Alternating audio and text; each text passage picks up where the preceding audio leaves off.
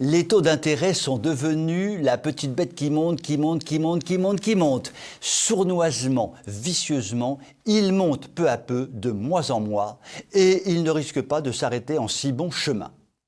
Prenons simplement l'exemple des taux des emprunts d'État, sorte de baromètre qu'il est toujours intéressant de regarder de près.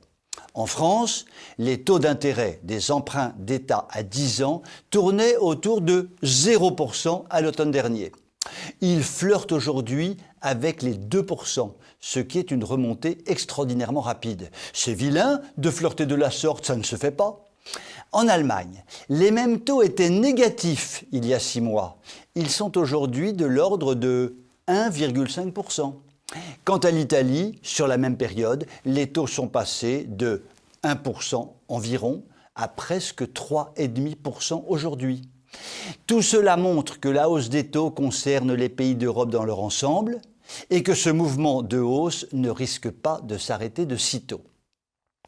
La première victime de ce phénomène sera l'ensemble des folles dettes publiques amoncelées depuis des décennies par les États. Le coût annuel de ces dettes risque de devenir insupportable. En ce qui concerne la France, par exemple, des scénarios crédibles font état pour le budget 2023 d'un coût de notre dette publique pouvant avoisiner les 100 milliards d'euros contre une quarantaine de milliards d'euros en 2021.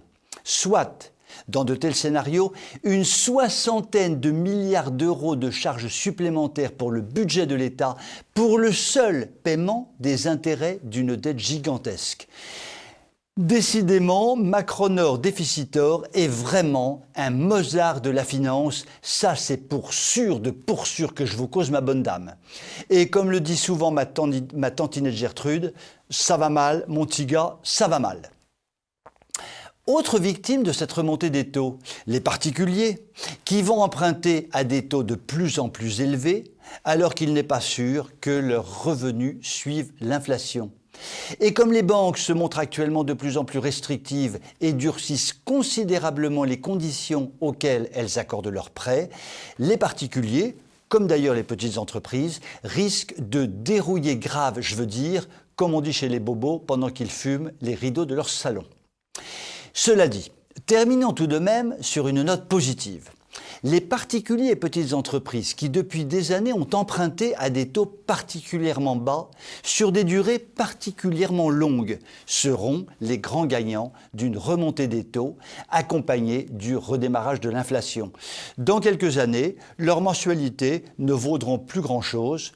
Tant mieux pour eux et bravo pour eux. Je vous souhaite une excellente soirée.